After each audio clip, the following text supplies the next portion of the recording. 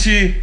Deus nos abençoe, que alegria estarmos juntos nessa nossa nova temporada do Na Real. É isso mesmo. Voltamos. Estamos recomeçando o nosso programa, o nosso podcast Na Real, agora, nesse ano de 2024, e é uma bênção, uma alegria ter você aí do outro lado, orando por nós. Amém. E ouvindo os belos testemunhos, amém, de gente que anda com Deus e que, por andar com Ele, é abençoado de uma maneira muito especial.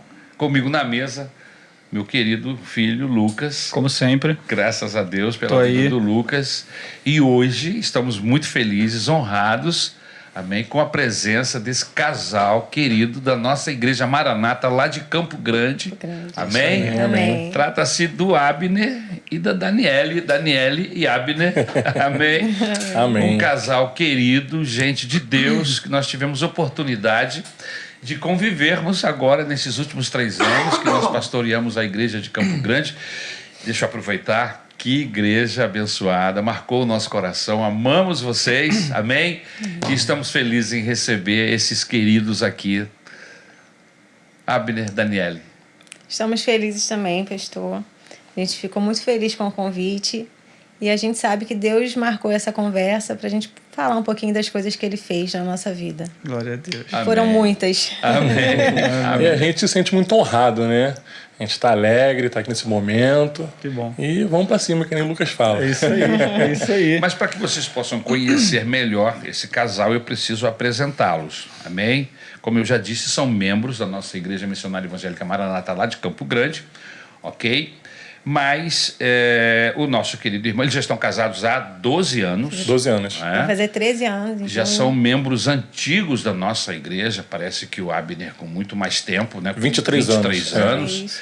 E você com quase 15 anos. Amém? Mas a gente vai ficar sabendo como é que foi esse encontro de amor que gerou esse casamento abençoado. Amém?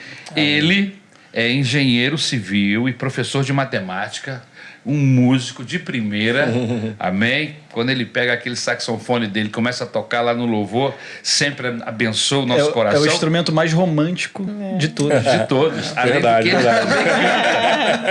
Depois você diz pra gente se ele já fez alguma serenata pra você. Já fez. Já? Já.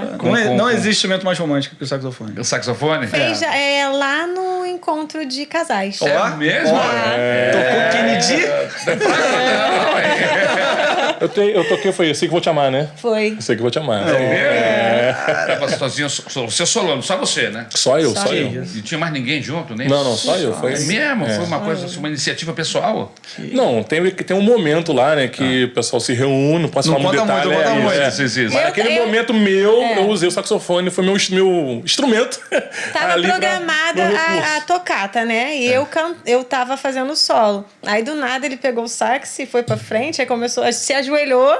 Tem que fazer aquela... Não tem como, cara. Saxofone é imbatível. Vê se um guitarrista consegue fazer isso. Não consegue. Um trombonista. Não dá, cara. Um cara que toca tuba. Um baterista. Não consegue, cara. Não consegue. Como um pistão, né? Você até consegue, né? Eu já vi alguém fazendo solos com pistão. Não, mas muito lindo. O romance tá no saxofone. Eu acho que é o mais romântico. O visual, né? O visual do saxofone já saxofone, favorece. O jeito de segurar. Outra parada. Tá certo. Pois é, um excelente saxofonista, músico de nossa igreja, esposo, pai.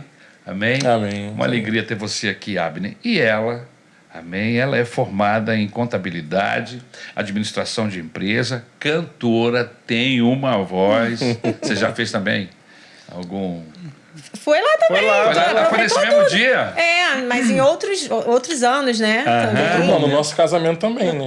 Eu entrei cantando, né? No nosso casamento. Isso é uma autoconfiança muito grande. Eu toquei, aí ela cantou também. Entrar no dia do casamento cantando, porque, é um momento de muita emoção. Foi difícil, não foi fácil, não. Porque às vezes a noiva chora enquanto tá entrando. Sim. Imagina. Se emociona, E você né? cantar E ela canta é muito ruim, né? sustentar a voz. Você tem que ter autocontrole. Eu preparei muito psicológico pra conseguir. Eu cantei no dia do meu casamento. Mas você cantou entrando? Não. O cantou enquanto ela entrava? Não. Então, Teve um momento se fosse específico, nesse né? momento aí... Depois, tinha uma orquestra lá, Os amigos lá conseguiram uma orquestra lá. Os Legal. caras, pô, ficou muito bom.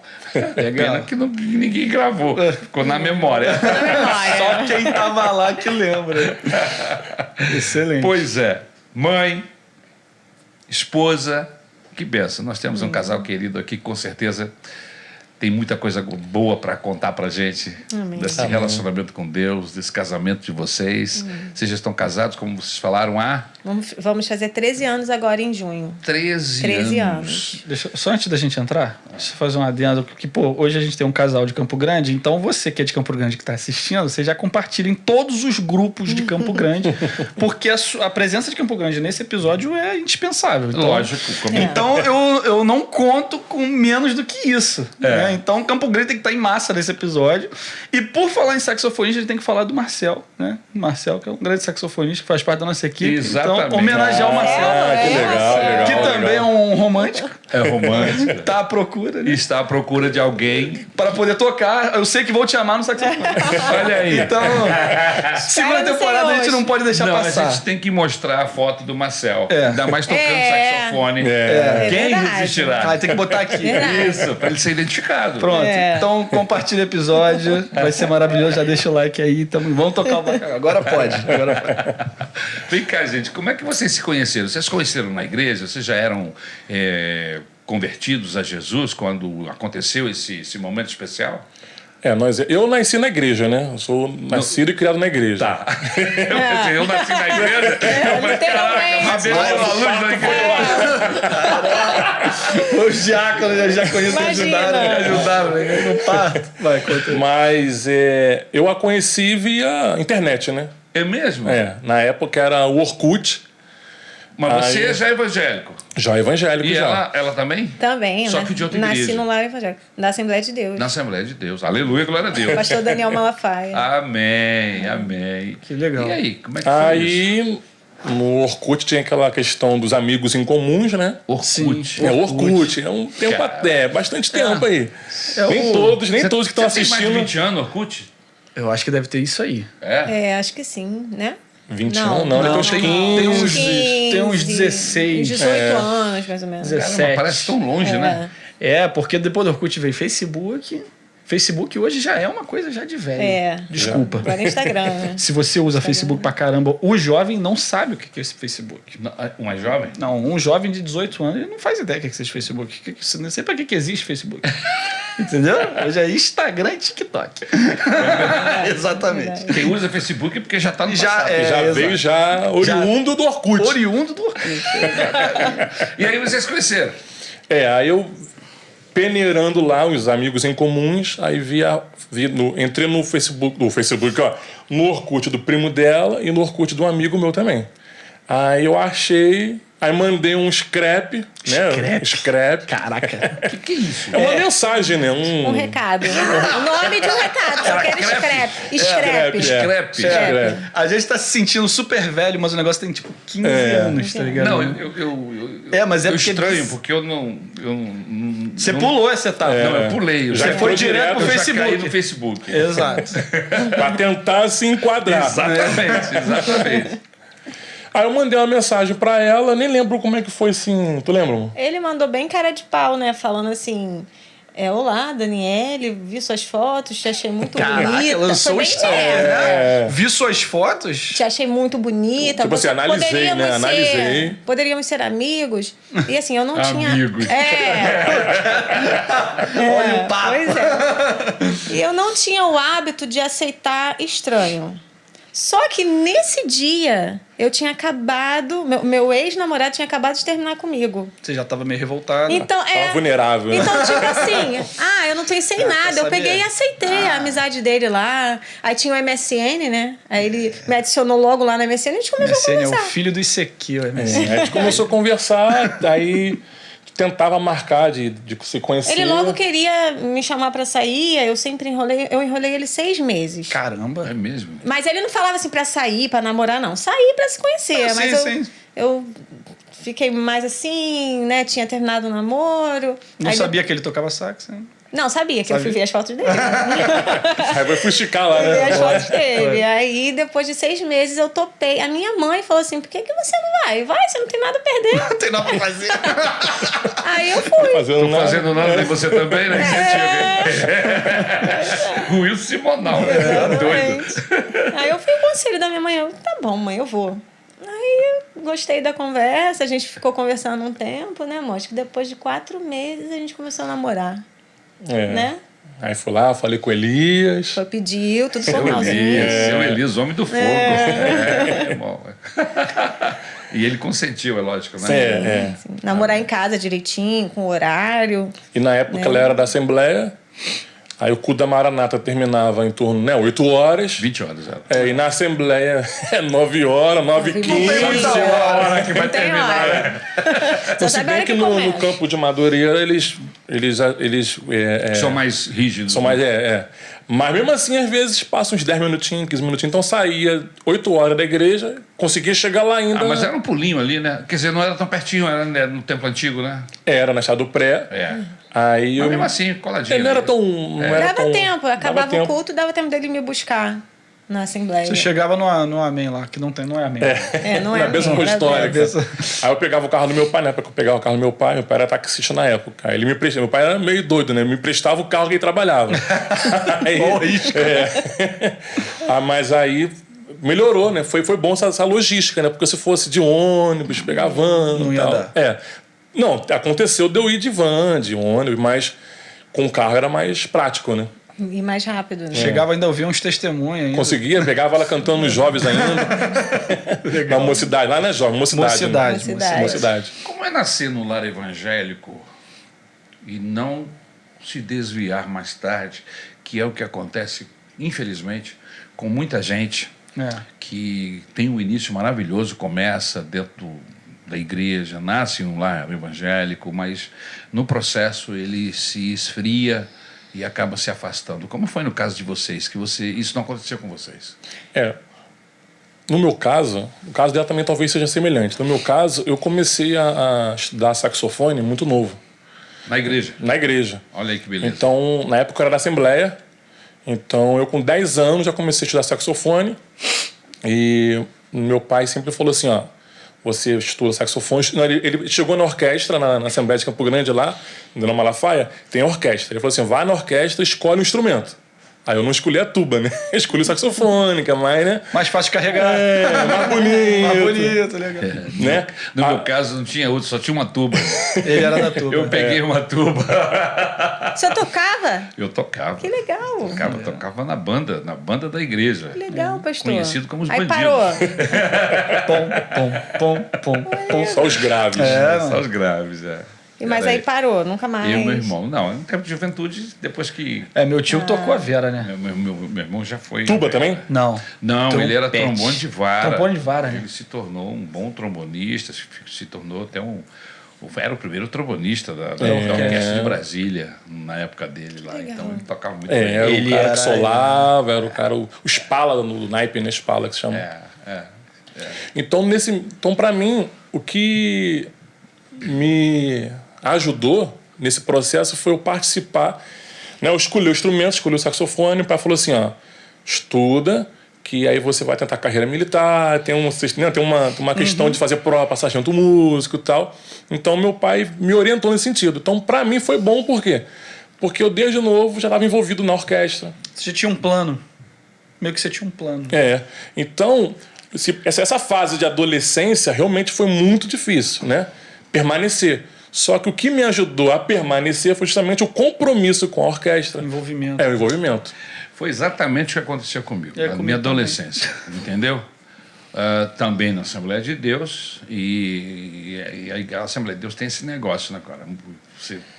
Você tem logo uma escola de música para você entrar, para você... A igreja é fenomenal, né, cara? E aí você começa isso é a importante se envolver. demais. Então foi Igreja é importante, sensacional. porque o maestro, no meu caso especificamente, a igreja nem tinha. O pessoal cantava a capela. Não tinha teclado, não tinha nada, cantava a capela. E aí, eles queriam fazer uma banda, mas A igreja tinha até instrumentos, aquela marca nacional. Veril.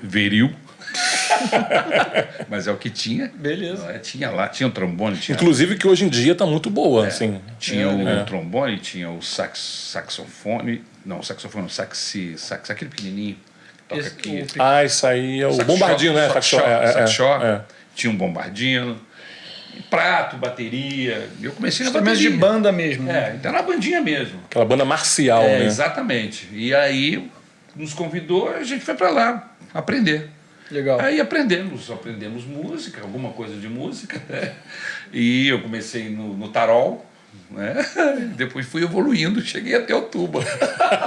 Maneiro. Legal. Sabia, não. Mas me segurou no Ajuda evangelho. muito, ajuda. Porque eu tinha o compromisso Isso aí. de ir para a igreja no domingo, Por causa dos ensaios. porque a igreja precisava a bandinha precisava de mim. Entendeu?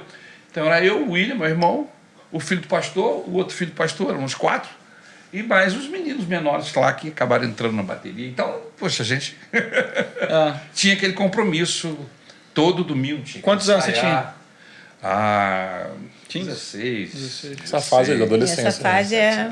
Por aí. E já com compromisso no Ministério de Louvor. Mas geralmente o maestro ele é bem misericordioso, né? Tipo assim, 14, você pode meio que às vezes não querer, ou meio que vai na tua casa, te busca. Então, geralmente o maestro tem esse perfil de paizão mesmo. Isso. É isso É aí. quase um sensei da luta, né? O cara fica ali, ele fica... Né?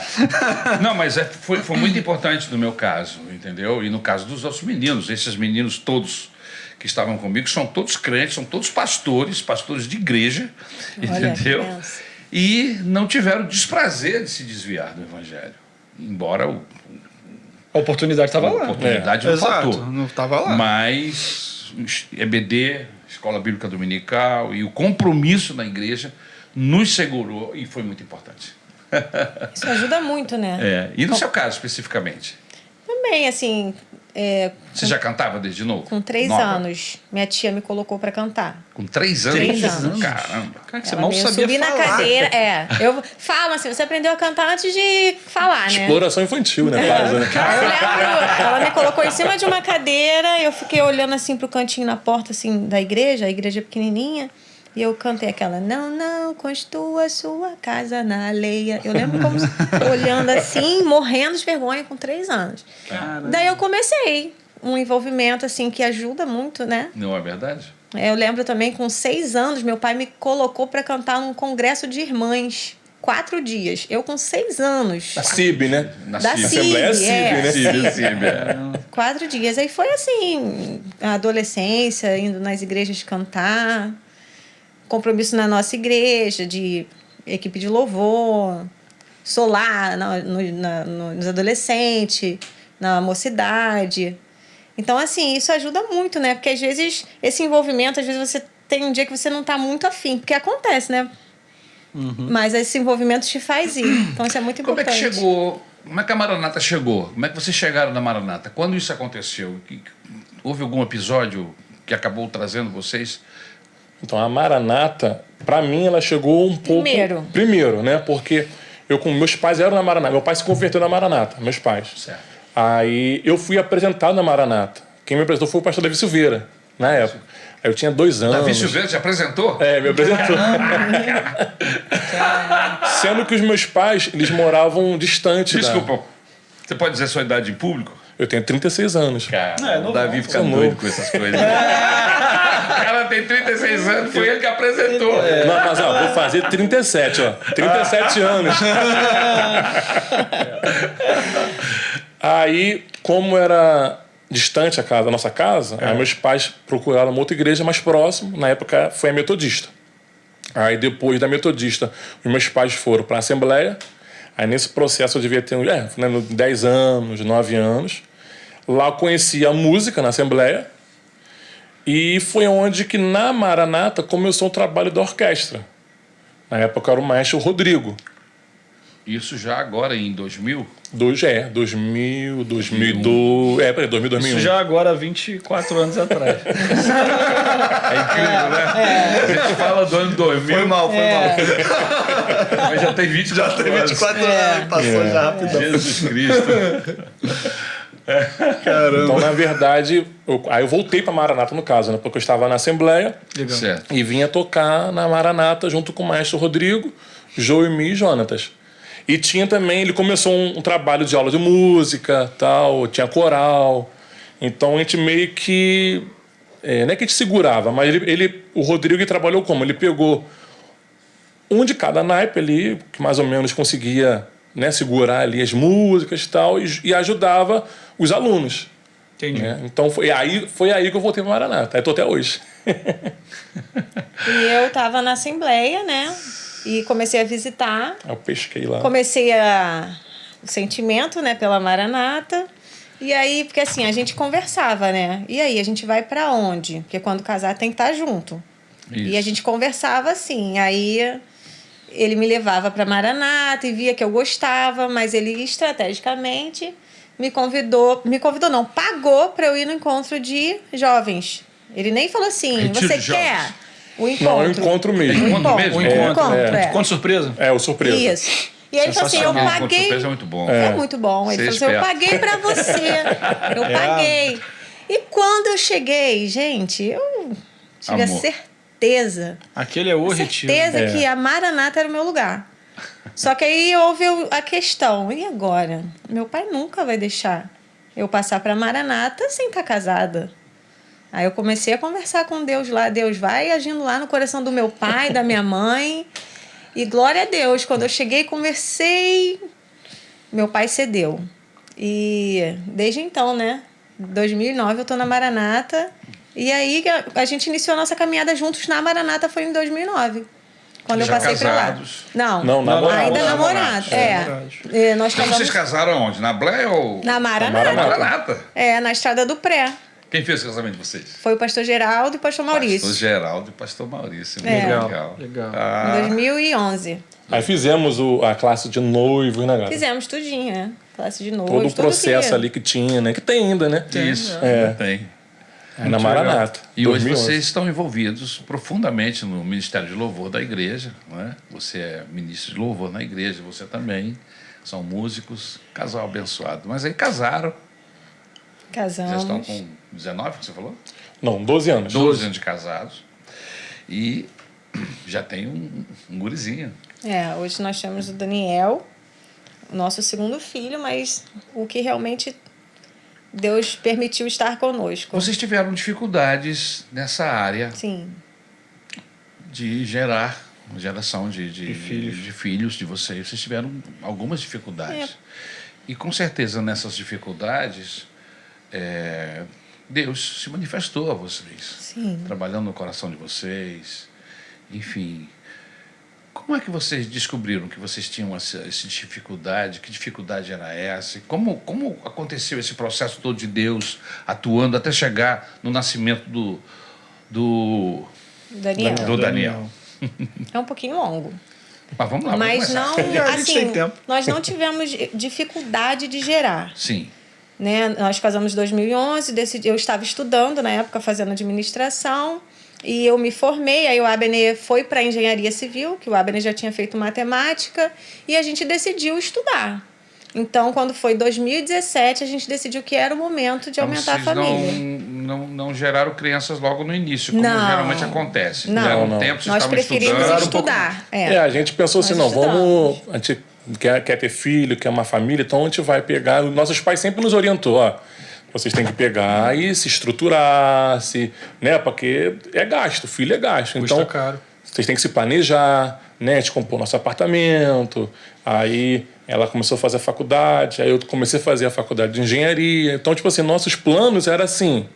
controlar, né? Tipo assim, Montar uma base. não ter vou uma conseguir. estrutura, Eu né? consigo controlar as coisas. Eu fiz a faculdade, fiz isso, comprei o apartamento. Depois comprei um carro, depois. Ou seja, teoricamente estava tudo.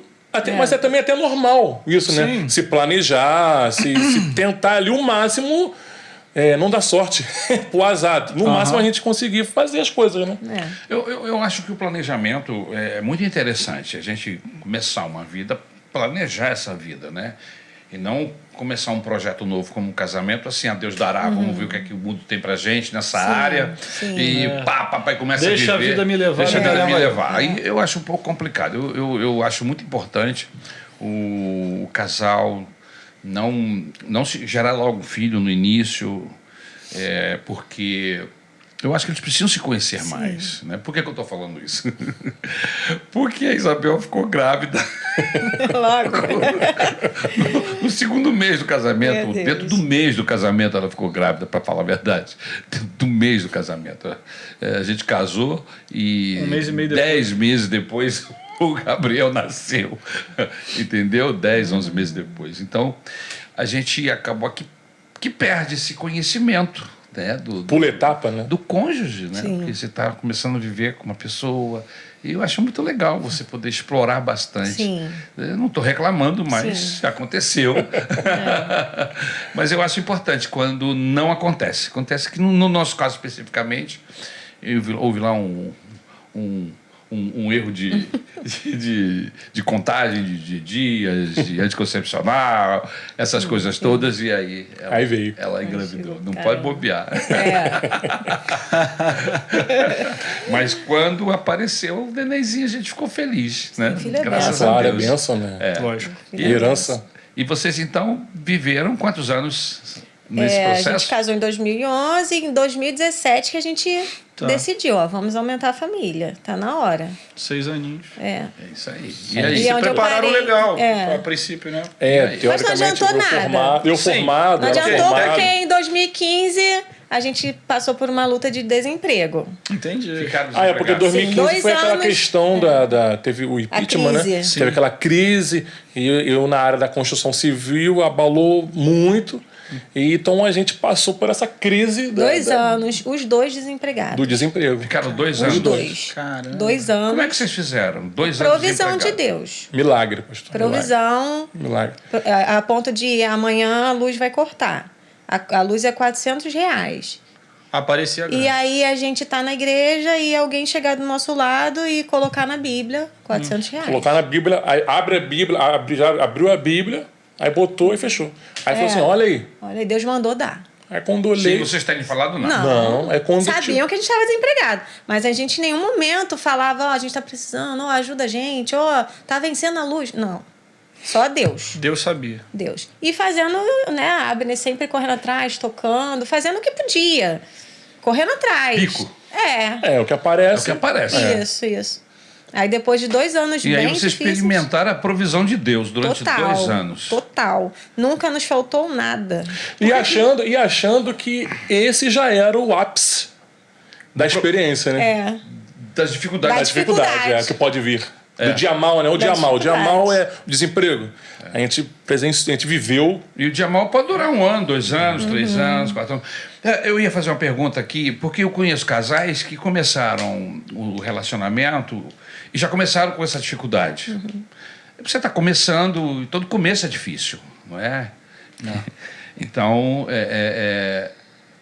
mas as pessoas desistiram um do outro, ou pelo menos uma delas desistiu do outro, porque viu o outro vivendo um problema de desemprego, e eu não sei quais eram as expectativas dessa pessoa, sei que o casamento acabou. Por causa de uma crise. De uma provação. Que tá todo mundo sujeito. Que, inclusive, nos nossos dias é muito comum. Sim. Isso. Eu acho que se nós fizermos um levantamento na igreja de pessoas que se casaram e em seguida ficaram desempregados, você vai ficar assustado. Sim. Tirando alguém que é herdeiro, sei lá, que tem uma condição muito abastada na vida, pessoas normais do planeta Terra passam por isso. Passa. Um dia passa. Então eu não sei o que essas pessoas pensam da vida, entendeu? Que não tem essa capacidade de administrar, de acreditar. Eu não estou falando de gente de fora da igreja, não. Estou falando de gente de dentro da igreja. Entendeu? Que deixa o casamento escapar, que acaba o casamento, e às vezes um casamento que poderia, se vocês tivessem um pouco de paciência, esperar investir, entendeu? Sim. Quem sabe se tornaria algo maravilhoso lá na frente. É verdade. Mas a pessoa desiste antes, né? Então não vai viver Não essa. vai. E não vai viver também nenhum tipo de experiência, porque ele, afinal de contas, ele quer tudo pronto. Sim. Né? A gente tudo é um tende a processo, querer né? viver isso, né? É. A gente tende a querer as coisas já certinhas. Fáceis, prontas, né? fáceis. Rápidas. Mas não é assim. Mas não é, nem, Não sempre, é. nem sempre é assim. Foi né? assim com o Max? Max, foi assim com você, Max? Tudo certinho? Eu acho que eu sou exceção. É, Max. Graças a Deus. É mesmo? O Max é certinho. Tudo deu certo desde o início? Não teve desemprego, não teve Nada. nada? Vai dar pra Ele já alcançou ele já até alcançou a independência financeira. Ele dura até amanhã. Não. Não, mas é uma situação que a gente está acostumado a lidar com ela na igreja. Pessoas que até estão empregadas direitinho e de repente casam um mês depois, vem o desemprego. Isso acontece muito, né? E aí, quando vê, o casamento acaba. Porque, como você falou, não tenha paciência. Acho que casa com a ilusão de que tudo vai ser perfeito, né? Um mar de rosas. E não é bem assim, né? As lutas chegam. Chegaram no caso de vocês. Chegaram muito. E como ele falou, a gente achou que estava vivendo o ápice da dificuldade, Da da crise. Não luta. sabia de nada. Não. Era Deus, tudo era Deus preparando. Deus falando assim, é né? inocente, não sabe de nada. Foi bem assim. Porque aí em 2017, aí eu comecei a trabalhar, arrumei um emprego. E o Abner também começou a trabalhar, não de carteira assinada, mas na área dele, de engenharia. E aí foi quando a gente decidiu aumentar a família. E eu parei o remédio e quando foi em 2018 eu descobri a gravidez do Davi, do nosso primogênito. E tudo perfeito, assim, a gente estava vendo muito feliz. Vivendo o sonho, né? O sonho, porque se foi Vivendo a cada minuto, a cada Intensamente, exame, a cada... intensamente. Vamos pintar o quarto. Aí chamava meu sogro e pintava E é o muito quarto. legal essa parte. Vamos comprar o berço, comprar berço. Aí comprar... Aí a gente viveu intensamente cada instante. E assim, não teve nenhum problema na gestação, todos os exames normais, tudo perfeito. A gente estava Correndo bem. uma felicidade plena, porque foi um bebê muito desejado e muito orado a Deus, né? Eu orei muito para eu engravidar. Expectativa muito lá em cima. amado. Muito amado. E o que aconteceu? Então, eu estava marcada para ter a cesárea no dia 26 de fevereiro de 2019. Certo. Né? Tudo bem, com os 9 meses e tal. Sendo que numa quinta-feira, dia 21 de fevereiro, do nada, à noite, eu fui tomar um banho para dormir. Eu senti muito forte no meu coração que eu precisava fazer uma ultra. Do nada, assim. Veio muito forte. E eu virei e falei pro Abner assim, Abner, eu quero fazer uma ultra amanhã bem cedo. Aí, mas por quê? Eu falei assim, eu tô sentindo que é para fazer. Vamos fazer? Porque teria que ser pago, né? Porque... fora de agendamento. E a gente estava até duro nesse dia, mas ele falou assim, não, vamos fazer, tem esse dinheiro aqui, vamos fazer. E quando a gente fez a ultra, ele sempre me acompanhou em tudo, né? Todas as consultas e exames, nunca deixou, me deixou. Fiz isso também. Ele sempre, em tudo, no Davi e no Daniel. E quando a gente fez a ultra, o médico falou assim, tá com muito pouco líquido, tá muito abaixo do normal. Liga pro seu obstetra e vê com ele o que você vai fazer. E aí eu liguei e ele falou assim, Nelly, olha só, eu tô de plantão em Teresópolis. Faz o seguinte, vai agora pro hospital, que já estava combinado de ser a cesárea, que eles vão te examinar lá e vão ver como é que tá a situação. Qualquer coisa eles já vão te operar hoje ou então eu opero amanhã cedo. E nós corremos ali pro hospital. Seria uma cesárea de emergência, né? No caso, se fosse nesse o dia... plantão ia avaliar, no caso. Né? Iria avaliar, Aí nós fomos, me examinaram, fizeram todos os exames em mim, no Davi e tal, e viram que estava tudo bem. Caramba. O líquido estava abaixo? Estava, mas nada que arriscasse a minha vida ou a do Davi. Então eles falaram assim, você pode ir para casa e amanhã você opera com seu obstetra. E foi o combinado. Quando foi no sábado, do dia 23 de fevereiro, vai fazer 5 anos agora, eu me internei bem cedo, 6 horas da manhã, para fazer a cesárea. E nós fomos muito felizes, né? Afinal de contas, o nosso filho ia nascer. Ia chegar, exato. Nós saímos felizes de casa. Vamos voltar em 3. E eu me lembro que na oração, eu me lembro que foi assim, não, a gente tá saindo 2 e a gente vai voltar 3. Eu me lembro que na oração foi mais ou menos assim, não orando, claro, mas o contexto todo era assim, que a gente ia sair em 2 e ia voltar numa família 3, né? Aí termina. E aí a gente tava... Era só felicidade. Só felicidade. A gente nunca imaginava mesmo que estava por vir. E na época nós éramos líderes do louvor. Então todos os grupos... A expectativa A galera acompanhava todo mundo. Lógico. A igreja acompanhou com a gente. Então, Lógico. era o grupo de família, era o grupo de louvor, era o grupo da igreja. Então, todo mundo vivendo junto. A chegada Feliz, do né? Todo Davi. mundo feliz. Sim. A chegada do Davi. E assim, aí antes mesmo, quando eu tava indo pro centro cirúrgico, o médico de novo foi. A todo momento Exame de tinha novo. alguém monitorando. E tava tudo bem, comigo e com o Davi. Só que quando me abriram, eles viram que o líquido estava verde. Verde? E que o Davi tinha broncoaspirado o mecônio. Então, isso gerou uma asfixia. Ele não conseguiu chorar, ele não conseguiu respirar. Como? No nascimento? Na hora ali, Na hora do parto. Quando me abriram para pegar ele, foi uma cesárea, viram que o líquido da bolsa estava esverdeado e que ele tinha broncoaspirado o mecônio. E eu vendo E aí tudo, foi um né? desespero, porque eu fiquei assim, nasceu, Abner. Chorou. Porque colocaram ele pra... Conta essa parte que ainda te colocaram de frente, né? Não porque acontece. Normalmente, no do Daniel, eu fiquei ao lado dela. Atrás do pano. Que geralmente fazem isso, Geralmente Tu assim, fica atrás de uma barreira.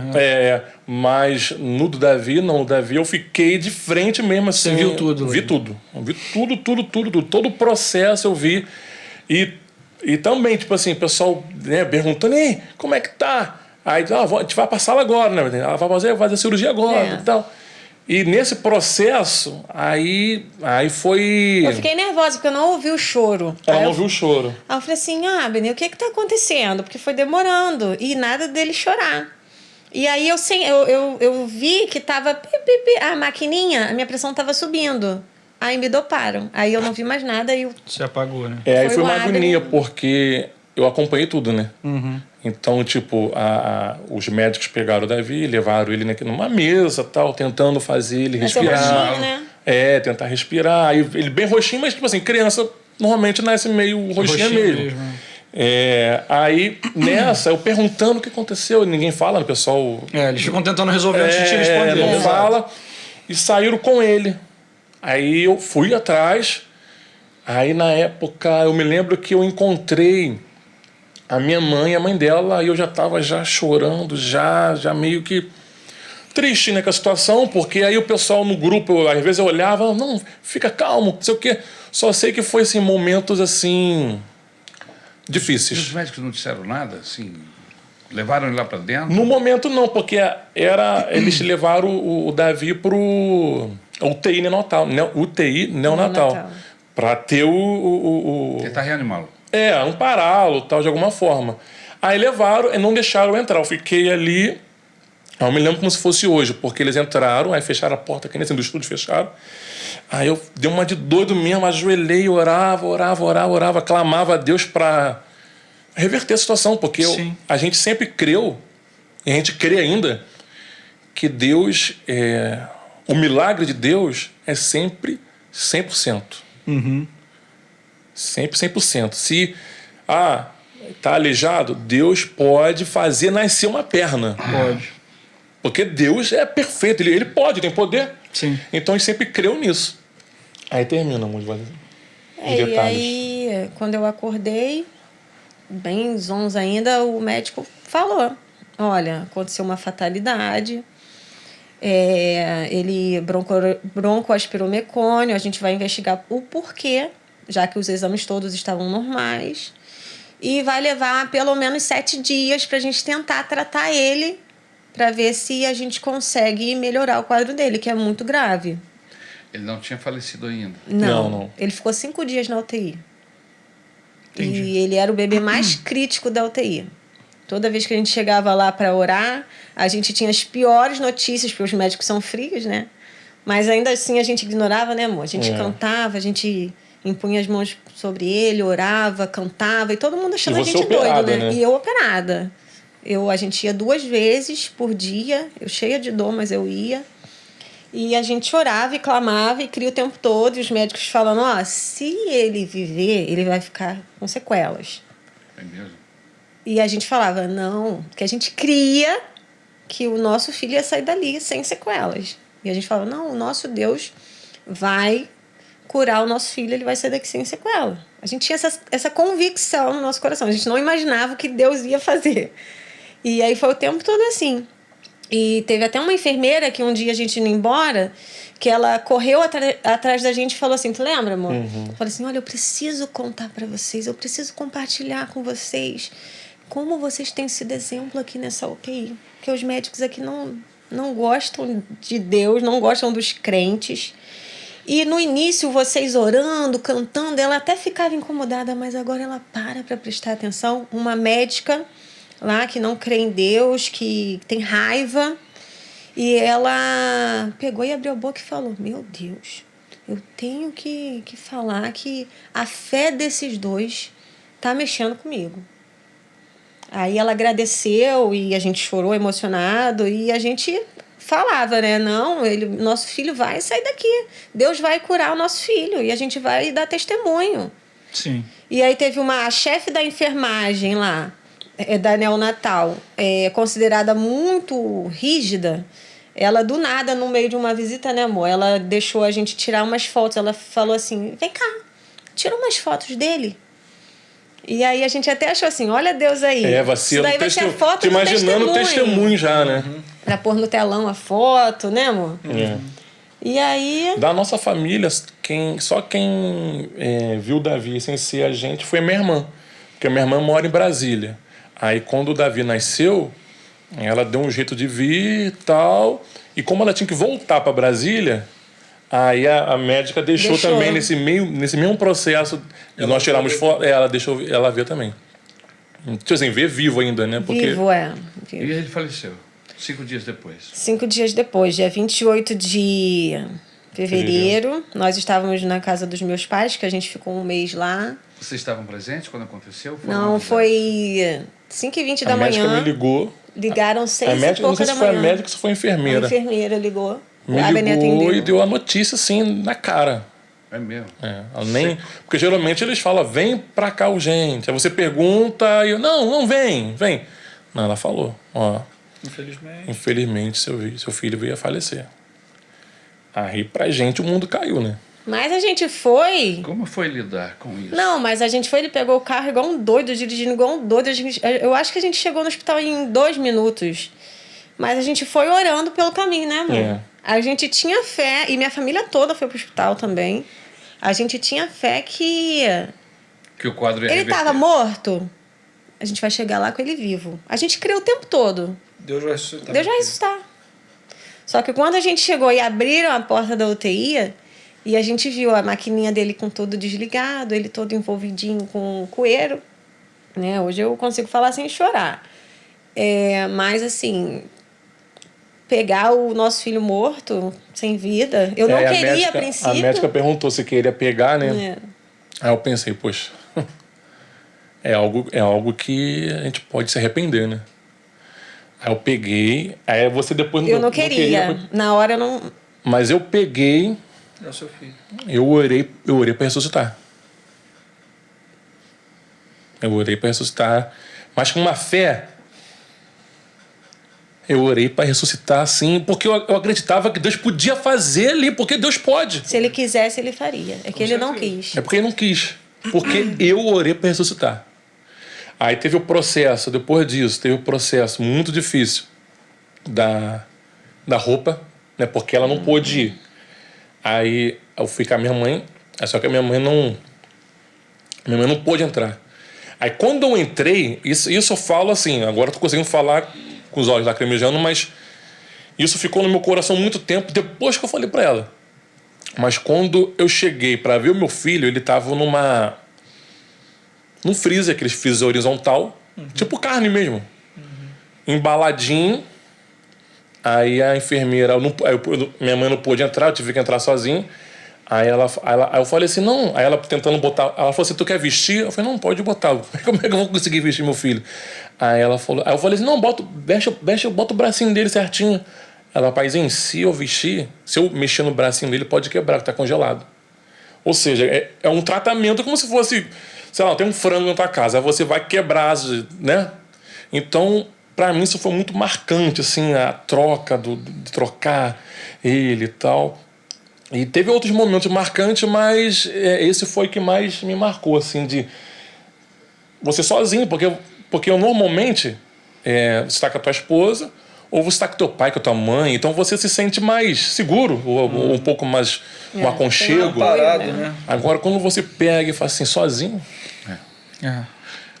Como que vocês administraram essa questão de não acontecer a expectativa de vocês? Ou seja, vocês entraram no hospital, desde que o menino nasceu, a expectativa era, Deus vai mudar esse quadro, Deus vai mudar esse quadro. Com convicção e fé. Até mesmo depois que ele morreu, vocês receberam notícia do óbito, você chega, não, Deus vai mudar esse quadro. Pastor, no sepultamento, eu orei também para ele ressuscitar. Ele levantou um clamor e fez todo mundo orar. Eu falei assim, para ele ressuscitar. Quem não crê, sai. Que eu vou orar, o pastor já estava todo mundo na igreja. E eu falei, eu vou orar. Eu não pedi para pastor, não pedi para ninguém, porque eu sou o pai. Sim. Eu não preciso de ninguém. Eu sou o sacerdote do meu lar. Então eu peguei e orei para Deus ressuscitar. Aí Deus não ressuscitou. Mas eu ainda tenho um... É como se fosse até o... Eu não duvido de repente, se eu estou num enterro e me desse uma oportunidade, eu oraria. Eu não tenho vergonha, porque Deus manda a gente fazer. Agora, o milagre é Ele que faz, não sou eu. Sim. Só que eu posso ser instrumento de fé naquele meio do caminho ali. Vocês administraram bem essa questão de justamente Deus não ter respondido à oração de vocês? Vocês administraram bem? Eu me lembro que no sepultamento... Como foi lidar com esse processo todo e continuar indo na igreja? Porque pode gerar uma frustração. Continuar com a sua... Uma decepção. Com a sua fé em Deus. Como é que vocês lidaram com isso? Sabe que o pastor Paulo me ligou e falou assim... O pastor Paulo, de repente, nem lembra disso. Ele, Abner, eu vou orar para o Espírito Santo te dar o consolo do esquecimento. Aí eu falei assim, olha, ele está falando para eu esquecer o meu filho. Aí depois Deus me revelou, porque a palavra, né, ele me revelou o que era o seguinte. Eu olho para esse copo, eu lembro do meu filho. Eu olho para a televisão, eu lembro do meu filho. Então o consolo do esquecimento era eu conseguir viver. Então foi um processo. A gente não conseguiu voltar para a igreja depois de um mês, ou no próximo domingo. Não, a gente não conseguiu. Não. Levaram 2 meses. 2 meses. 2 meses. O primeiro mês a gente não pisou em igreja nenhuma. Mas vocês não iam na igreja porque não tinham vontade ou estavam decepcionados? Um quadro de depressão e tristeza. Não, era, acho que é mais o luto. O luto. A gente não queria, porque a gente imaginava voltar com o Davi. Com o bebê. Então a gente... Olha, no início, eu questionei a Deus. Sabe? Eu perguntei, Deus, por que comigo? Poxa, na hora a gente fala, né? Sem hipocrisia, sim. Deus conhece a gente. Eu falei, por quê? Eu sempre estive na sua casa. Eu sempre fiz de tudo para não te entristecer. Nunca desviei dos teus caminhos, Senhor. Por que permitir que eu viva essa dor tão grande? Eu questionei a Deus. Sim. Aí comecei a chorar, assim, meio que... Aí rapidinho, Senhor, me perdoa, me perdoa. Não tem jeito, a gente tem que confiar. A gente tem que aceitar o não de Deus. Dói. Mas a gente tem que aceitar o não de Deus. E o tempo todo foi pedindo a Deus para que cuidasse do nosso coração. Porque eu lembro que uma vez a gente ficou um mês na casa dos meus pais e todo mundo ia visitar a gente, nossos amigos, os irmãos da igreja. O papel da igreja nesse momento? Maravilhoso. Foi bom? Foi importante? Foi. Recebemos visita até de irmãos de outras maranatas. Outras maranatas foram lá visitar a gente lá na casa dos meus pais. A igreja pastores. Foi muito, sabe? Vocês foram acolhidos. Muito, muito. Só que teve uma vez que chegaram... A importância da comunidade no momento como esse, na comunidade de Deus. Porque Deus, Ele lógico, ele se manifesta de maneiras maravilhosas, mas uma das formas é através da sua Sim. igreja. Do abraço de um amigo. Né? O abraço, o aconchego de um irmão. Teve um palavras de esperança. Vocês receberam muitas palavras? Muitas. Não, teve um amigo que, o André da Diaconisa Vera, ele ia todo dia. Todo dia. Se eu chamasse ou não chamasse, se eu não quisesse atender ou não atender, ele estava todo dia, ficava no sofá Da irmã lá. Vera. Da Diaconisa Vera, o André, ele ia todo dia. Aí tu vê, é o que o senhor falou, às vezes não é você falar, é você estar ali perto. Ele às vezes não falava nada. Ele só chegava, às vezes a gente estava no quarto deitado, aí quando a gente saía, ele estava lá na sala vendo televisão. Aí a gente sentava, com os meus pais, a gente ficou um mês lá. A gente sentava e ele só olhava, não falava. Tô Ele aqui ficava com a noite vocês. toda quieto do nosso lado, do lado do Abel. Cara. Mas, tipo assim, a presença foi muito importante pra gente. Teve alguma palavra de Deus direta? Ou Deus usou alguém nesse processo, nesses 30, 60 dias após o falecimento da criança, Sim. que vocês sentiram Deus No íntimo, né? orientando vocês, Sim. acolhendo vocês de uma maneira mais íntima? Sim. Teve a visita, né? Então, duas visitas, a gente teve muitas visitas abençoadas, mas 2 visitas entristeceram o nosso coração, porque falaram assim: vocês não vão processar o hospital, não? Porque se tivesse operado no primeiro dia, teu filho não tinha morrido. Aí, isso veio como uma flecha, tipo assim, caramba, então, se teve negligência, a gente permitiu. Né? E aí começaram os questionamentos na nossa cabeça, né, amor? E se a gente tivesse forçado o médico, o hospital operar a gente na sexta-feira? Será que eu tenho culpa disso? Até onde eu não insisti. Exatamente. Caramba. E aí e o diabo aproveita, né? Lógico. E aí tá, isso daí ficou muito forte no nosso coração, na nossa mente. Poxa, será que a gente negligenciou, tal? E aí até que depois de uns dias veio uma visita, que também passou pelo mesmo que a gente, mas no final, orando, ele foi tomado em profecia e Deus falou conosco: parem de se questionar. Eu quis, foi a minha vontade, foi necessário para que vocês fossem testemunhos para outras pessoas que vão passar pelo mesmo. Caramba. Então, assim, isso pra gente, né, amor, acalmou o nosso coração. Foi ele que quis. Não teve negligência, não teve nada. E falou com a gente. Falou que nós seríamos muito felizes nessa questão de maternidade que ele iria fazer, né, amor? E que só que a gente era para continuar caminhando, que a gente não podia parar. Que a gente ia chorar muito ainda por conta da perda do Davi, mas que em todas as vezes ele ia estar conosco. Ele ia nos pegar no colo. E foi assim, a gente obedeceu. E essa foi uma primeira vez que Deus falou, porque Deus falou diversas vezes durante esse deserto que a gente viveu. Deus falou conosco muitas vezes. Uma observação, pastor, tem a questão desse processo difícil também, foi que aí meu filho nasceu, Davi nasceu dia 23, aí eu fui registrar. Aí no dia 28 ele veio falecer e também fui registrar o óbito. Então é aquele... Parece que é um certificado de fracasso, um atestado de... Caraca, não deu certo. Então, tipo assim, esse processo, a gente falou, né, que a gente achava que o desemprego era algo ruim. Não. É fichinha. Não é. O perder um filho, quem perdeu um filho sabe o que eu estou falando. E são sentimentos diferentes. Existe perder ainda com 3 semanas, perder com 2 meses, perder com 4 meses. Parece que são diferentes, são fases diferentes. Então a gente viveu uma fase de... Poxa, nasceu. Um sonho, né? O sonho, você planejou a faculdade, você planejou o casamento. Você consegue fazer O momento do nascimento é um momento mágico. Então, nesse período que nós... Então é uma coisa tão comum, né? Tipo assim, as pessoas têm... Todo dia, toda hora tá nascendo. Tem gente tendo filho na rua. Um dos nossos questionamentos era assim, gente... Aquela mãe, ela fuma o crack a gravidez inteira. E aí o bebê nasceu. Aí chega, nasce na van. E não nasce pega um bem. resfriado. E às vezes o bebê nasce sem a dependência química, que é um risco absurdo, né? Às vezes o bebê nasce protegido. Às vezes. E uma coisa muito incrível que eu vou falar. Essa sensação de voltar para casa sem o neném, a gente conseguiu entender o que passa na cabeça de alguém que rouba, pega outra criança. Porque dá uma sensação, sim, voltar para casa sem a mochila, sabe? Você esqueceu alguma coisa, não tem que voltar, não é minha mochila, mas vou pegar essa mochila que não é minha, só para não, é claro que não justifica, mas você consegue entender. Quem não tem Deus se perde, se perde. Pira. Se perde.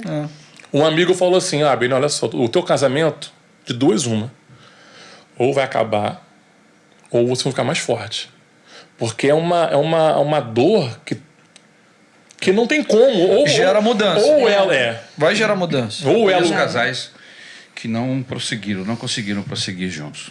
Eu conheço vários casais que depois de uma perda de uma criança, lógico, em circunstâncias diferentes, mas que não conseguiram ir adiante. É uma possibilidade, mas não é o caminho melhor. Não é o melhor caminho. Mas as coisas foram mudando, né? O tempo passou, Deus curou, vamos dizer assim.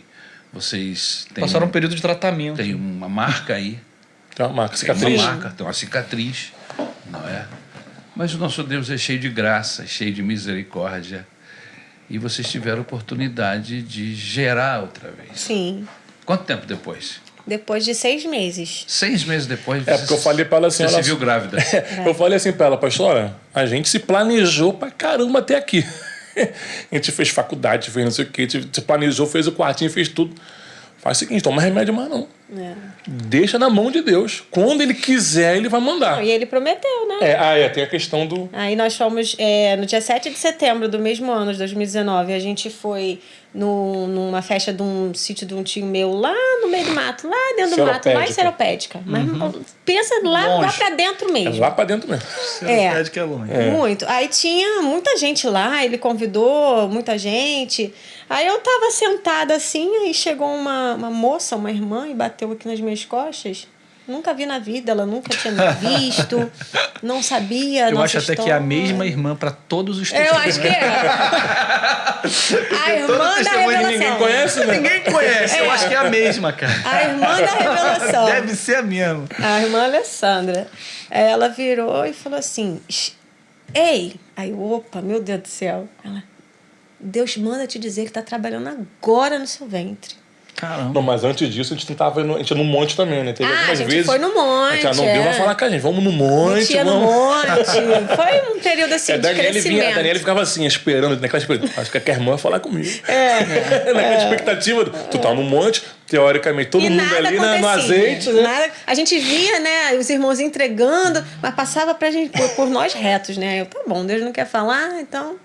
Mas nesse dia, sem esperar nada, ela pegou e falou: Deus manda te dizer que tá trabalhando agora no seu ventre. Eu tô te vendo grávida. Em pouco tempo você vai engravidar. Caramba. Isso foi 7 de setembro. Dia 28 de outubro, eu descobri que estava grávida de 1 mês. Quer dizer, foi rápido. Foi ali, naquela semana. Foi ali. O trabalho... E assim, e Deus é fiel, né? Vem cá. Fiel. Tá. Caramba. Aí vocês começam um processo De novo. Agora é isso aí. De novo. E bem... medo. Muito. Cara. De acontecer de novo.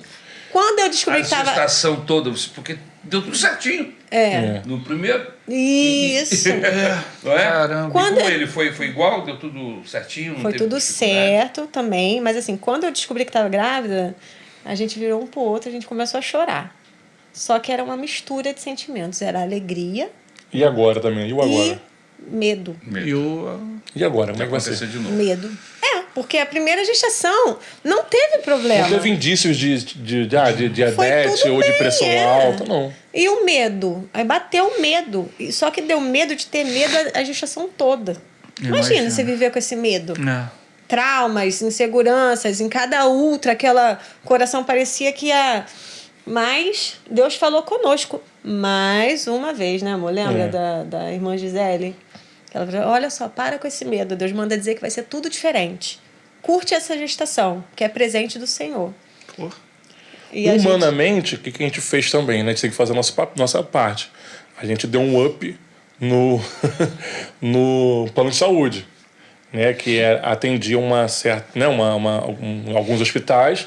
A gente falou assim, não, vamos dar um up para atender um outro hospital caso... Tipo assim, humanamente. É claro que Sim. até o último minuto, aquele medo às vezes vinha, porque o diabo ele tá sempre vindo com dardos inflamados, né, na nossa cabeça para... O médico A gente é eu mudei. homem. A gente tem medo da gente mesmo. A gente... O médico O também. né? médico eu mudei por trauma, né? Lembranças, né? Do primeiro médico acompanhando a gestação do Davi. Mudou então, mudei tudo. Passa uma nova gestação mesmo. uma Nova história estação, diferente, né? E Lógico. você estava lá no dia que o Daniel nasceu? Tava Do lá, mesmo jeito? eu fui fotógrafo. É? Tirei várias fotos. É. Eu fui Só que fotógrafo. assim, Deus é Ah. tão carinhoso e detalhista, que quando eu entrei na sala no centro cirúrgico... Outro hospital. Foi outro hospital. Quando eu entrei no centro cirúrgico, toda a equipe estava sorrindo para mim. E aí eu entrei assim, aí a anestesista veio, me abraçou, deu um beijo na minha testa e falou assim, fica tranquila que vai dar tudo certo. Assim, o cuidado de Deus, né? Deus acalmando o meu coração. Porque Eles eu não tinha... sabiam da sua história. Olha, eu não sei se o meu médico... Porque assim, posso... Pode. Então, quando eu resolvi mudar de médico, quando tudo a gente conversava, tudo nós dois, né? Como um acordo. Foi assim, e agora? Mas que médico? Qual médico? Qual médico? Qual médica? E eu comecei a orar a Deus, Senhor, me orienta, me ilumina, Senhor, que seja o médico que faz parte disso que eu vou viver. Do seu plano, né? Isso. E aí, coisa de doido, né? Eu peguei o aplicativo da Sul América e comecei a pesquisar lá, obstetra. E eu fui vendo nome por nome, nome por nome, nome por nome, nada. Quando bateu o nome do médico, meu coração queimou. E veio aqui em mim, é esse. Então, assim, eu peguei, aí fomos na consulta, tivemos que contar tudo o que aconteceu para ele entender meus traumas, meus medos, minhas inseguranças. Claro. Isso eu não estava grávida. Isso daí foi para partir para um outro médico para Inicial. contar para ele ver. E aí, será que eu tenho algum problema? Vamos investigar se for o para caso. engravidar e não ter nenhum problema. Às vezes que o outro médico possa não ter Estou percebido. fazendo um acompanhamento prévio, né? Isso. E aí ele pegou e me pediu exames e tal, mas ele pegou e falou assim, Daniele, foi uma fatalidade. Você não tem problema nenhum. E outra coisa, o médico foi usado por Deus. O médico falou assim, várias vezes, né, irmão? Daniele, descansa o coração. Você vai pegar o seu filho no colo com vida. Amém. Que bom. Vai ser tudo diferente. Que bom. Então, eu acho que talvez ele tenha compartilhado isso com alguma pessoa da equipe, né? Pode Porque ser, foi um né? carinho tão grande que eu cheguei tão nervosa Mas no a centro gente vê cirúrgico. tudo isso, a gente vê a mão de Deus. A mão né? de Deus. Cuidando da gente. A Os mão de detalhes, Deus. né? Não é? A mão de Que Deus. coisa maravilhosa. E o Daniel nasceu. Antes só da hora alegria. também. Mas Foi antes da hora? foi. Ele ia nascer dia 23 de junho. Mas aí nesse momento você já não tem aqueles medos, né? Nesses momentos que você sabe que Deus está no controle da coisa. Não, mas sabe por que também eu teve medo também? Porque ele nasceu no Covid. Foi. Então teve os medos da gestação anterior, Davi, e também do cenário Que tinha muita mundial. grávida morrendo. Muita... 2020. 2020. É. No Tava meio no do ápice tiroteio. no meio do tiroteio. No ápice do Covid e Daniel nascendo. E os Nasceu medos, né? quando Porque de 2020? 15 de de junho. 15 de junho, tava no... Tinha um monte de grávida morrendo. Começou em março. Fevereiro, março. Foi um horror. Tava morrendo gente pra caralho. Então juntou mais um medo, né? Igreja fechada. Igreja A gente não fechada. sabia o que poderia acontecer com as crianças em relação Sim. ao Covid, a gente tinha ideia, né? Não fazia ideia. Não tinha ideia de nada. ideia de Até hoje nada. ninguém tem ideia. É. As pessoas exato. falam aí, mas... É. Mas Deus cuidou, Deus, né, se fez presente em todo o tempo e ele nasceu cheio de saúde. Para glória e honra do nome do Senhor. Mas eu me lembro que quando até nascer, né, você fica apreensivo, né? Até chorar, no meu Até caso. chorar. Aí ela falou assim, Abner, quando ele nascer, você me esquece. E vai lá, vai ficar vendo tudo, não deixa, né, esse negócio de trocar criança, esse negócio todo. Acompanha. Aí nesse processo de acompanhar, eu com Deus, assim, Deus me perdoa, porque teve um momentozinho que eu duvidei, sabe? Não é duvidar, mas aquele medo de acontecer de novo. Você foi transportado para a situação anterior. Porque eu falei assim, Deus me perdoa, porque eu fiquei constrangido, sabe? Assim, poxa, eu duvidei. Dá aquela sensação de, sei lá, talvez Pedro, né, de negar Jesus. Eu falei assim, poxa, Deus. Mas graças a Deus, Deus perdoa, Ele é bom. O que vocês diriam para um casal hoje que viveram ou estão vivendo uma situação semelhante à que vocês viveram? Vocês conseguiram superar um trauma difícil, que é a perda de um filho. Duríssimo. Né? E Deus os recompensou. Veio o Daniel, mas não dá para esquecer do Davi. Não. Não é verdade? Nunca. Não dá para esquecer do Davi, porque cada pessoa é uma pessoa, não é verdade? Mas se vocês tivessem que aconselhar alguém que estão vivendo drama, assim, como nós, constantemente, como pastores, e na igreja, não precisa ser pastor, na igreja, né, tem muita gente e toda hora existe uma situação semelhante a essa, às vezes da criança já de apresentar uma dificuldade no ventre da mãe, né? Uma má formação e o médico querer tirar, e como já aconteceu até com famílias próximas à nossa. O que você diria, vocês que viveram esse trauma? O que vocês diriam? Então, é decisão, né? Eu acho que você tem que decidir continuar. A gente, no começo, a gente decidia todo dia levantar da cama, mesmo sem vontade, e viver um dia de cada vez olhando para Jesus. Então, assim, não tem outra alternativa. Você tem que decidir continuar. Viver um dia de vivendo cada vez. Um dia de cada vez e olhar para Jesus. Confiar em Deus. Saber que as coisas que acontecem na vida de quem anda com Deus não acontecem por acaso, que o Senhor está no controle disso. Sim, todas as coisas cooperam, né? Para o nosso bem. Tem uma cena do The Chosen que o Tiago vai falar com Jesus, né? Tu viu o The Chosen? Ainda não vi. Poxa, tem que ver. Então, tem uma cena que... Um diálogo com Jesus que ele fala assim... No The Chosen, o Tiago ele tem um problema na perna. O The Chosen é uma série. É uma série. É uma série. Já está na 4ª temporada, é isso? 5ª, acho. Não, tá Bom, gravando, vai liberar agora a 4ª. Ah, tá. Vai. Isso mesmo. Muito Tem um boa. diálogo lá do Tiago e Jesus que... Está no cinema agora.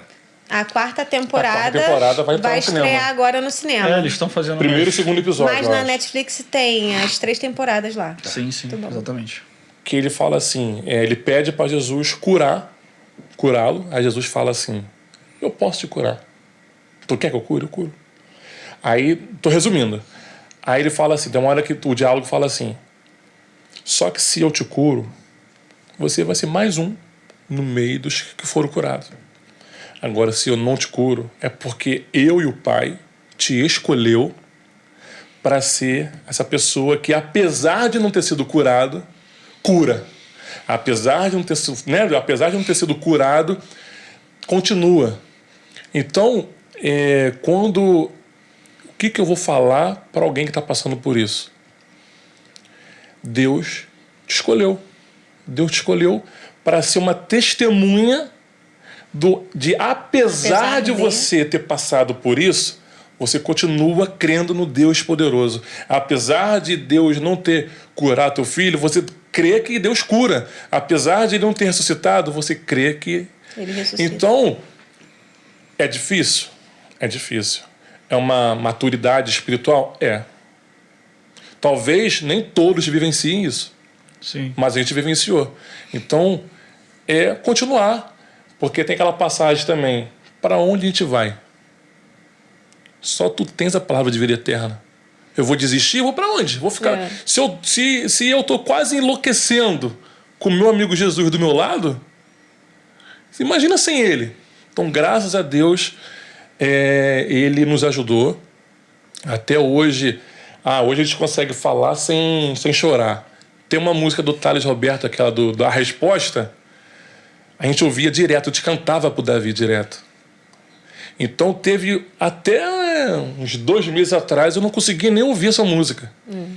Porque eu chorava, lembrava. Sim, a te música levava. é linda, não é questão de a música é feia, não, porque me fazia lembrar, recordar aquela história toda. Né? Aquela cena inteira. Então o que te diz é isso, é continuar olhando para Jesus, que só ele tem a palavra de vida eterna, não tem jeito, é só ele.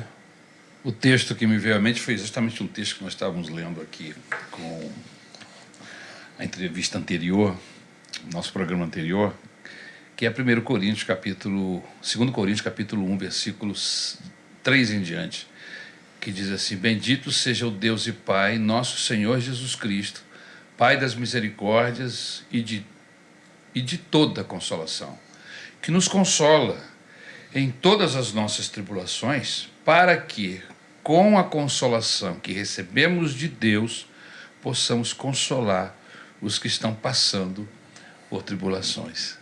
Caramba. A palavra de Deus é perfeita, né? Não é?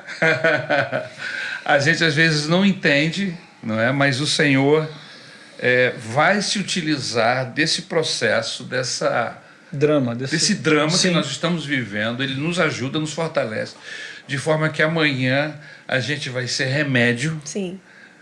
Na vida de um doente.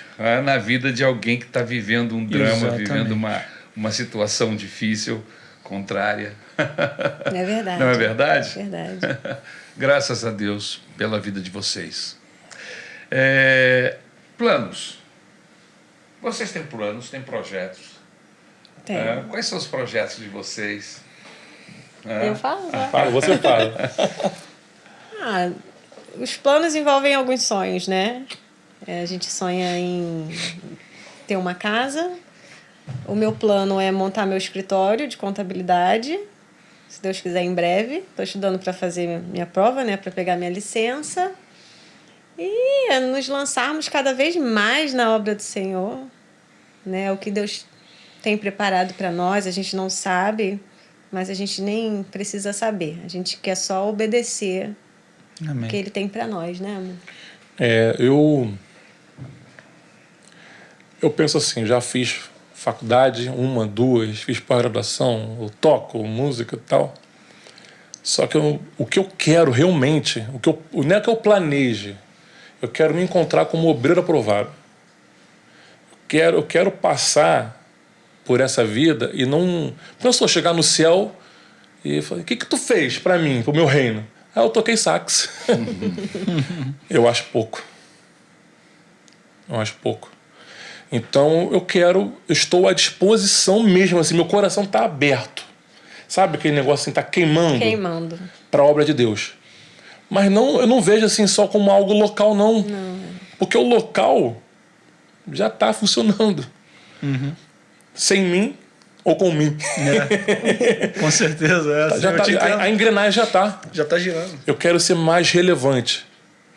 Eu quero não é demagogia, mas eu admiro muito o Senhor. Então, assim, um legado, eu quero ter uma história, eu quero ter um legado que o Senhor, não que o Senhor vai morrer, mas o Senhor tem uma história. Um dia vai, né? Um dia todo mundo. Ou então não, vai ver que Jesus vai voltar. Jesus pode tá ser que não. Então, eu quero construir uma história, só que não com os meus braços. Qual é o propósito? Você quer ser o sax na mão. Eu quero viver o propósito de Deus. Assim como você segura o sax e tira o som. Isso aí, porque a vida profissional, ele vai dar. Né? A andorinha, os pássaros, o que eles fazem para comer? Fazem nada, Deus pega e dá para eles. Então Deus vai suprir e eu quero viver. O meu projeto não é um projeto, eu estou tentando o máximo me encher e viver o propósito de Deus. Amém. Que bênção. Que bênção ter trazido vocês aqui. Com certeza. Eu sabia que ia ser bênção. Testemunho de vida de vocês, da ação de Deus na vida de vocês. Eu tive a oportunidade de conviver mais perto de vocês nesses últimos 3 anos. E eu descobri umas coisas preciosas acerca de vocês. Vocês são 2 pessoas de Deus. São pessoas que amam a Jesus e querem servi-lo. Eu acho que isso é muito importante. A gente não está apenas na igreja, não apenas fazer parte de um grupo de igreja de religiosos, mas ser parte de um projeto de Deus.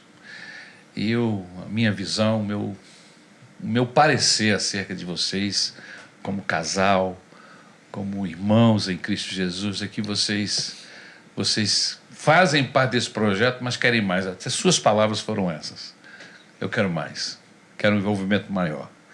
Quero uma relação mais íntima com Deus. Isso é maravilhoso. É a centelha para acender as chamas do caminho com o Senhor, né? É. Amém. Que Deus abençoe vocês. Vocês passaram por dificuldades, mas não desanimaram, não desistiram. Continuaram olhando para Jesus. E como diz aí o profeta, né? A irmãzinha segue. Segue, continua andando, não para. Né? E foi isso que vocês fizeram. Sim. E eu acho que é isso que nós queremos passar para você depois desse testemunho. As provas, as dificuldades, elas existem. Os nossos sonhos, muitas vezes, vivendo, né, buscando esses sonhos, nós encontramos dificuldades, vales, situações contrárias, frustrações, né? Aquele lema de só vitória, isso na prática não é bem assim que acontece. Só vitória. Até Só porque com o Max. para você obter vitória significa que você passou por guerra. É isso aí. Não é verdade? Ninguém chega à vitória se não passou por vales, por guerras, por dificuldades. Então não é só vitória. Não é, não. É guerra para poder chegar na vitória. É um monte de A tempestade. diferença é que a gente sabe que com Jesus não importa o que vai acontecer. Com Jesus o final vai ser feliz. É isso aí. Vai ser. Amém? Amém. Aleluia. E tá aí o Daniel que não nos deixa mentir, né? Glória a Deus. Daniel. Que é esse presente de Deus para vocês. Presentaço. Chegou aquele momento, né? Que vocês viram a temporada inteira passada, que é o Lucas chorando no final. Eu fico imaginando assim, porque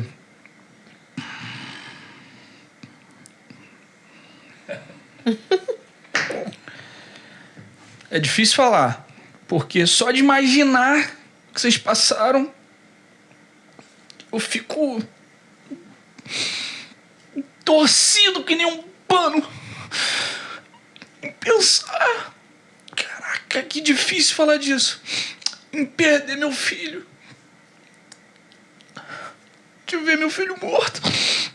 Mas aí, deixa eu tentar concluir. Calma. Mas aí eu lembro, cara, Deus viu o filho dele morto. Ele sabe. Ele sabe, cara. O que a gente passa? Ele sabe que é perder um filho. Ele sabe. A gente tem um Deus que sabe a nossa dor. Ele sabe na forma de Cristo, porque ele viveu como homem e sofreu como homem. E ele sabe também na forma de pai que vê o filho morto, cara. Sim. Eu acho que essa seria a dor mais difícil diante de todas as dores que a gente pode viver na vida. Porque quando morre um avô, um tio, um pai, eu não quero que você morra. O dia que isso Mas acontecer, é a ordem natural. é natural. O dia que isso acontecer, eu vou ficar arrasado. Mas a gente entende isso. Uma criança é algo que a gente não entende. Não encaixa na nossa cabeça. E aí a gente serve um Deus que entende isso. Isso é que faz ser diferente. Servir a Deus. Que maravilhoso é poder ter um testemunho desse e ter essa força, entendeu? De saber que, cara, tem caminho sim diante de uma situação dessa. Confiar em Deus. É isso. E pronto, já chorei nessa temporada. Estreando a temporada. O salmista diz: entrega o teu caminho ao Senhor, confia nele e o mais ele fará. Isso aí. Agora, esse o mais que não está escrito, Sim. mas que acontece, que é real, entendeu? No nosso dia a dia. Todo mundo passa por problemas, tem perdas, dificuldades, mas a diferença de quem tem Jesus é que ele entra no vale conosco. Amém? É isso aí. Ele passa pelo vale da sombra da morte com a gente. Ele passa pelo dia mau com a gente. Ele não tá a par Não. no Olimpo. E como diz Efésios capítulo 6, depois do dia mau, você sai do outro lado inteiro. Tá marcado, Sim. mas sai inteiro. Não sai desfacelado, não sai com problemas emocionais, não sai com perdas de estrutura emocional, não. Você sai inteiro. Sim. O Senhor passou comigo. A tua vara e o teu cajado me consolam. A noite é longa, Aleluia. mas o sol vai nascer. Sim. Amém? É com essa mensagem que a gente gostaria de terminar esse programa, dizendo para você que vale a pena confiar em Deus, vale a pena buscar a sua presença, crer em Jesus, amém? E permitir que Ele seja Deus na nossa vida, Amém. em todos os momentos. Amém. Não só nos momentos onde aparentemente deu tudo certo, mas principalmente quando a coisa não dá certo. É aí que Ele se apresenta como o Pai de todas as consolações. Que Deus abençoe Glória a vocês. Deus. Muito Amém. obrigado por terem vindo, gastado tempo, amém, para chegar até aqui, romper um trânsito, chuva, amém. Deus abençoe você, Obrigada, Daniele. pastor. Deus Amém. abençoe A gente que você. agradece. Uma Glória a honra pra Deus. gente. Glória a Deus. Foi um Muito prazer. obrigado Um prazer. pela presença de vocês aqui. Que Jesus abençoe a sua vida. Até o próximo podcast Na Real. Valeu. Em nome de Jesus. Ó, curte, compartilha. Valeu. Tamo Amém. junto.